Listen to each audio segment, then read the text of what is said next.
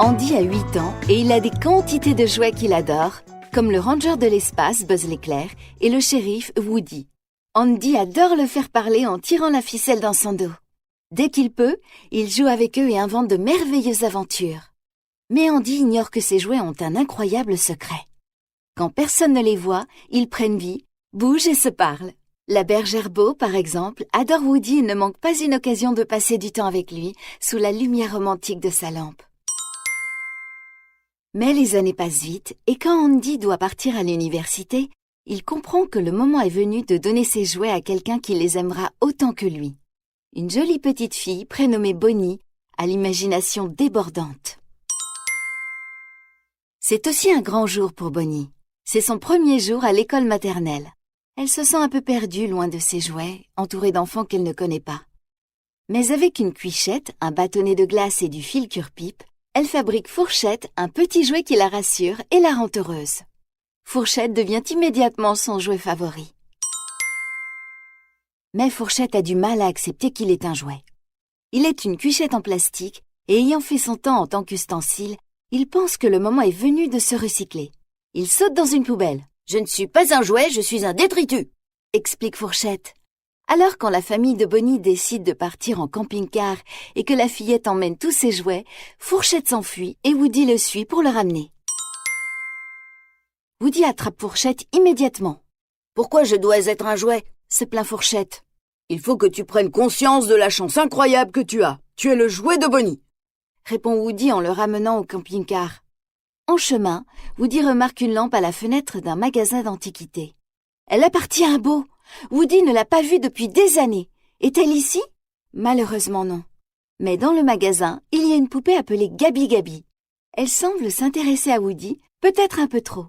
La boîte vocale qui lui permet de parler aux enfants est cassée et elle veut prendre celle de Woody. Le cow-boy s'enfuit aussi vite qu'il peut, mais le pauvre Fourchette est prisonnier de Gabi. Pendant ce temps, recherchant Woody et Fourchette, Buzz se retrouve dans une fête foraine. Mais le shérif n'est pas là. Woody est sur une aire de jeu où une petite fille le prend avec Beau.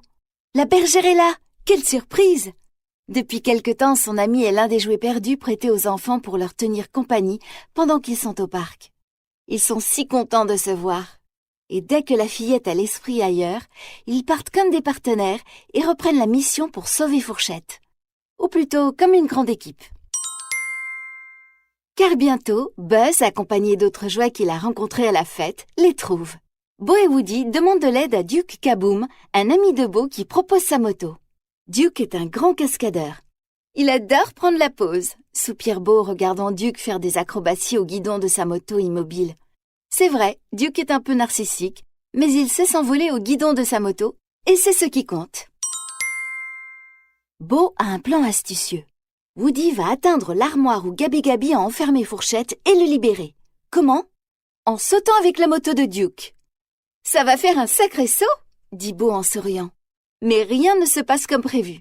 Woody parvient à attraper Fourchette, mais Duke chute et réveille le chat du magasin. Et quand Woody essaye de rejoindre ses amis, Gabi Gabi le remarque et essaye de l'arrêter, aidé par ses hommes de main, un groupe de pantins ventriloques. La situation peut-elle être pire? Oh oui! Woody se retrouve sur le dos du chat, qui l'emmène dehors en traînant tous les autres jouets à une ficelle. La mission de sauvetage est un échec. Tout le monde est découragé, comme Beau, qui s'en va. Woody retourne seul dans le magasin. Et bien que Gabi semble menaçante, il découvre qu'elle n'est pas si méchante que ça. Elle doit lui expliquer quelque chose d'important. La poupée veut la boîte vocale de Woody afin de trouver un enfant qu'il aimera. Elle est certaine que si elle reparle, elle trouvera une fillette pour jouer avec elle, la prendre dans ses bras et l'aimer. Maintenant, c'est clair. Woody, qui est très généreux, lui propose un marché. Sa boîte vocale contre Fourchette. Gabi Gabi est si heureuse.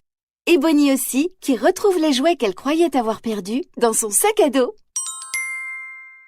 Gabi Gabi avait raison. Elle a trouvé une petite fille qui s'est perdue à la fête foraine et grâce à sa nouvelle voix, elle peut lui demander d'être son amie. C'est la plus belle chose qu'un jouet puisse faire. Grâce à Gabi, la fillette ne se sent plus perdue et s'adresse à un gardien qui l'aide à retrouver ses parents. Tout est bien qui finit bien. Mais Woody a le cœur déchiré car il a décidé de rester avec Bo à la fête et il doit dire au revoir à tous ses anciens amis. Il les prend dans ses bras et, ému, il dit au revoir à Buzz. Ils ont été ensemble si longtemps. Finalement, Fourchette comprend qu'il est un jouet et pas un déchet. Il sait que tous le cherchaient parce qu'ils l'aiment et parce que Bonnie a besoin de lui. Woody et Bo vont aider les autres jouets perdus à la fête foraine à trouver un garçon ou une fille qui les aimera et qui les fera se sentir importants. Bien sûr, ils le feront sans se faire remarquer, seulement quand personne ne les verra, parce que c'est leur grand et merveilleux secret.